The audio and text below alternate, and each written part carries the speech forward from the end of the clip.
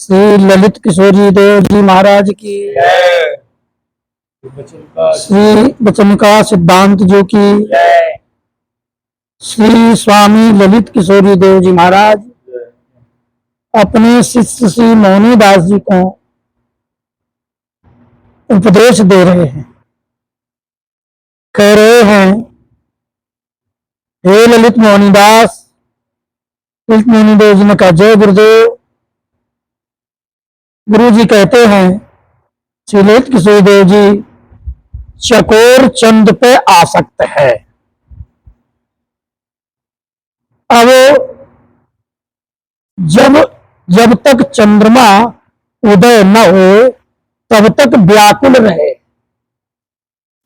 जब उदय हो तब वाको देखत देखत गर्दन और दृष्टि न फेरे। जब चंदा छिप जाए तब देखत ही देखत आंधो गिर जाए। सब दिन रहे प्रेम लक्षण है, ये प्रेम लक्षणा भक्ति है। हरि बिन क्यों राखूं ये प्राण। अब या को तात्पर्य कहा है कि चकोर चंद पे आसक्त है, मतलब अब चकोर कौन है और चंद्रमा कौन है। चकोर तो हम साधक हैं, चंद्रमा श्री प्रिया प्रीतम स्वामी जी महाराज हैं। हमको इन पे आसक्त होने चाहिए, इनके दर्शन की लालसा बनी रहे। गुरु जी को दिए हुए नाम, जिते श्वास नासा चले तिते जपो श्री दास। तन मन प्राणन यो मिले यो फूलन बेबास। या रीति सो नाम जप करते रहे तो कभी न कभी चंद्रमा प्रकट होगा। मतलब हम चकोर हो गए तो चंद्रमा को दया आवेगी तो चंद्रमा प्रकट होगा। हृदय आकाश में, आकाश क्या है? साधक को हृदय ही आकाश है। और चंद्रमा श्री लाली जी, लाल जी और ललिता जी, यही चंद्रमा है। अब जब इनको दर्शन होने लगे तो ये दर्शन न होवे तक की अवस्था वो विरह अवस्था कहिए, नाम जप वियोग है। और जब दर्शन हो जाए तब संयोग हो जाए। तो दर्शन में, दर्शन होने कहा है, ये साधन भक्ति है। नवदा भक्ति साधन भक्ति के अंतर्गत आता है। जब तक चंद्रमा प्रकट नहीं होता तब तक के साधन को नवदा भक्ति कहा है।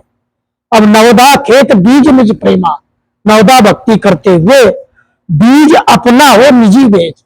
पीताम्बर देव जी कहते हैं, बीज आपनो खेत परायो, बोखे जाए भर्म में बायो। बीज तो अपना है, तब तक खेत दूसरे का है, गड़बड़ हो गया ना। इसलिए अपने ही खेत हो, अपने ही बीज हो। खेत माने नवदा भक्ति खेत है, और बीज क्या है?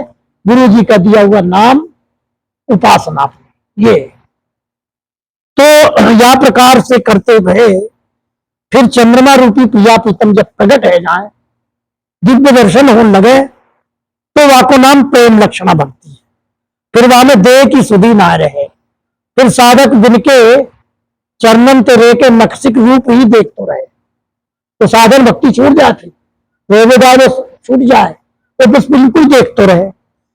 और फिर वाको मतलब वो जड़वत हो जाए, सिर ना घुमावे, हाथ ना घुमावे, मुंह ना घुमावे, शरीर नहीं घुमाता, तो वहीं की वहीं पूरा शरीर घूमता जाता है। गर्दन नहीं घुमाता, पूरा शरीर यो की त्यों पत्थर की तरह घूमता है। और जब डूब जाता है चंद्रमा तो औंधो पर जाए वो ऊपर को। मतलब जब दर्शन बंद हो जाए तो उनकी व्याकुलता में वो तरफड़ाते रहे। चकोर, चकोर माने हम चकोर है। जब तक दर्शन हो हृदय आकाश में तब तक प्रेम लक्षणा भक्ति है।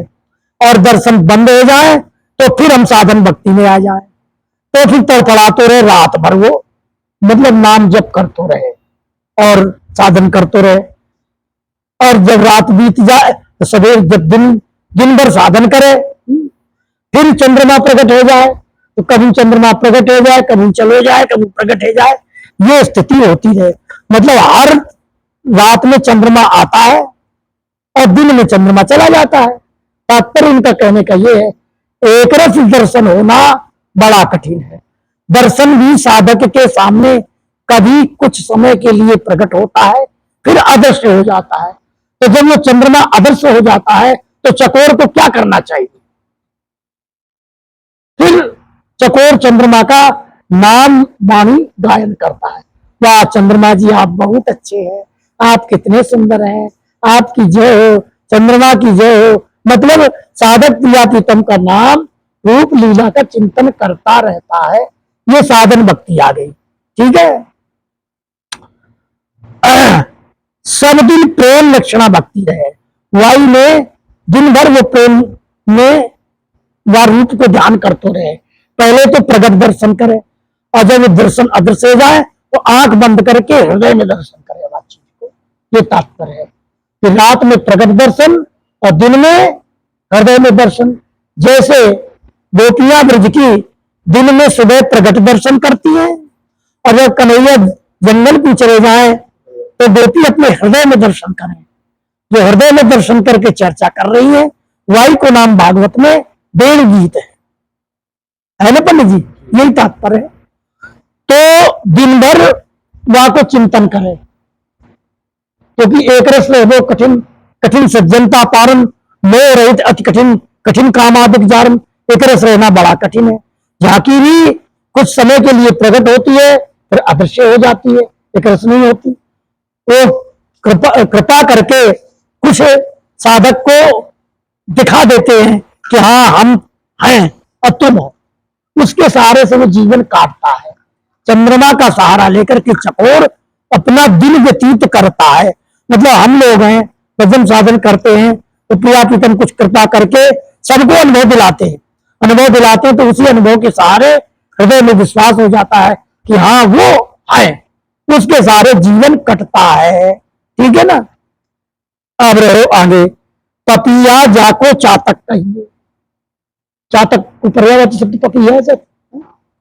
तो पपैया पीऊ पीऊ करते रहे, मतलब प्यास, पानी बादर की तरफ देखते रहे। अरे बादर पानी पिला दे, अरे बादर पानी पिला दे। पपिया जाको चातक कहिए, स्वाति ही को चाहत है। स्वाति नक्षत्र में जो बूंद पड़ता है, चाहे ओस के रूप में पड़े, वर्षा के रूप में पड़े, परंतु वो उसको पपिया को प्राप्त होता है। कैसे प्राप्त हो, ये बादल जाने और पपिया जाने इस बात को। इसका मतलब ये नहीं कि पानी नहीं पीता है, पानी नहीं पिए तो मर जाएगा। पानी तो पीता है, परंतु उसकी तृप्ति स्वाति नक्षत्र के जल से होती है। तात्पर्य ये है। हम लोग जीवन तो काटते हैं, पर हम लोगों का जीवन मतलब तृप्त नहीं होता। तृप्त कब होता है? जब जहां की झलक अनुभव हो जाता है। बोले रस पाए विपुल आनंद बाढ़ो, जन्म जन्म की समय। जब रस मिल जाता है तब तृप्ति होती है। कोई नाम जप करते हैं, पाठ करते हैं, उसका कोई किसी न किसी प्रकार से प्रिया प्रीतम हमारी भावना को पूर्ण कर देते हैं तो तृप्ति होती है। बोले हाँ हम जप कर रहे हैं, भजन कर रहे हैं जिस मार्ग पर, वो सही है, उसमें विश्वास नहीं होता।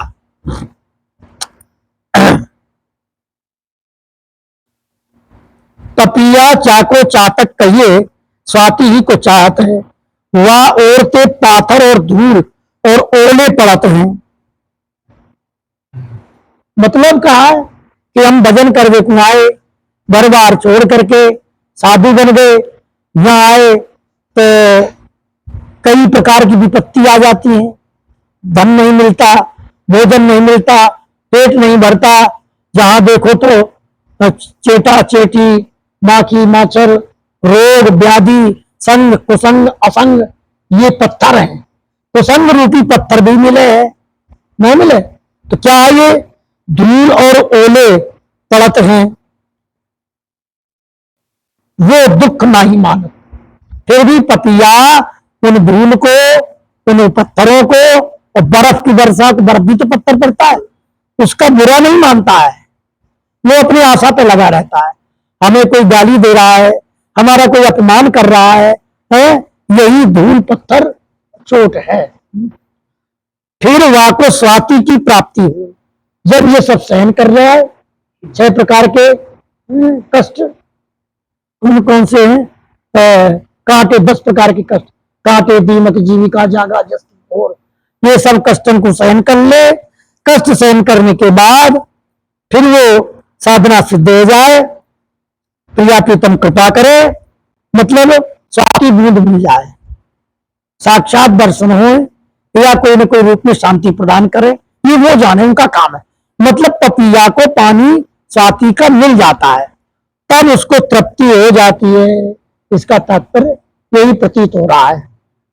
अच्छा, गुरु लक्ष्य को स्वरूप, गुरु जी, लक्ष्य माने गुरु, गुरु लक्ष्य को स्वरूप है।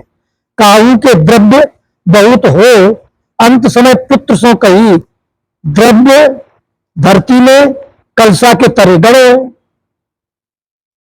तीसरे पैर को खोद के निकाल लीजिए, उन बिचारी कलसा के खोद के घर जात रहे गो, और कलसा के तरे धन कैसे गड़ो हो गो। बहुत चिंता भई, तब काऊ विवेके न कही, कलसा की छा तीसरे पैर जहां परत है तहां खोदो तब पाओ। पिताजी ने बेटे थे कही कि कलसा गड़ो, क्या कही? गुरु लक्ष्य को स्वरूप है। गुरु जी ने नाम मंत्र दे दियो, लक्ष्य निर्धारित कर दियो। काऊ के द्रव्य बहुत हो, अंत में समय पुत्र सो कही, द्रव्य धरती में 3 कलसा के तरे गड़ो, 3 कलसा के तरे गड़ो। मानव विचारों में खोदी तो वह ना मिले पानी, कलसा धन नहीं मिले, तब किसी अनुभवी से, क्या अनुभवी से पूछा कि हमें धन तो नहीं मिला। अनुभवी ने बताया भाई 3 कलसे का मतलब तीसरे पैर पर कलश की छाया जहां पर है वहां धन करो। मतलब मंदिर में कलसा होता है ना, मंदिर में कलसा होगा, वो कलसे की छाया शाम के समय जहां पर है जाके वहां जाके खोदो। अब कहाँ है, वो जमीन में है कि कमरे के भीतर है, कहां पर है, छाया कहां पहुंच रही है, वह कलसा की छाया तीसरे पैर में जहां पर है वहां खोदो। ये अनुभवी ने बताई। मतलब गुरु जी ने तो नाम मंत्र दे दिए, वाणी दे दी, बता दिए भैया, अब तुम्हें अनुभव कैसे होगा ये बात तुम जानो, कैसे तुम्हें प्राप्त करना तुम्हारा विवेक है। ये